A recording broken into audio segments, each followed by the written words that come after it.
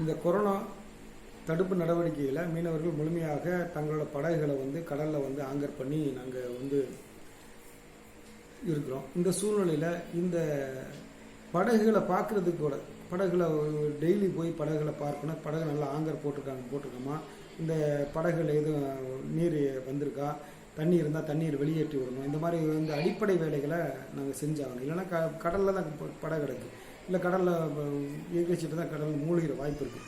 எங்களோட முதலீடே படகு தான், எங்களோட இருப்பிடமே கடல் தான். இப்படி உள்ள சூழ்நிலையில் இங்கே மீனவர்கள் படகுகளை பார்த்துட்டு வர்றதுக்கு பராமரிக்கிறதுக்கு இந்த காவல்துறையும் அரசு அனுமதிக்கிறது இல்லை.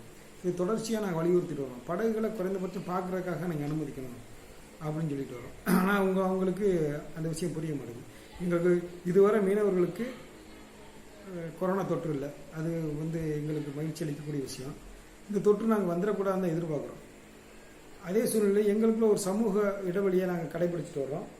ஏன்னா பார்த்தீங்கன்னா பெரும்பாலும் பார்த்தீங்கன்னா மீனவ சமூகம் பார்த்தீங்கன்னா கடற்கரையை ஒட்டி சமூகமாக தான் வாழும். மற்ற சமவெளி சமூகங்களோட பெரும்பாலும் தொடர்புல இல்லாத சமூகமாக தான் வந்தது.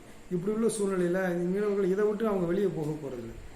அவங்க தங்கள் இருப்பிடத்திலேருந்து கடற்கரைக்கு நோக்கி வர்றாங்க. அவங்களும் இங்கே தடுத்து அவங்களுக்கு நீங்கள் இந்த ஒரு இடைஞ்சல் கொடுத்துக்கிட்டு வர மாதிரி தெரியுது.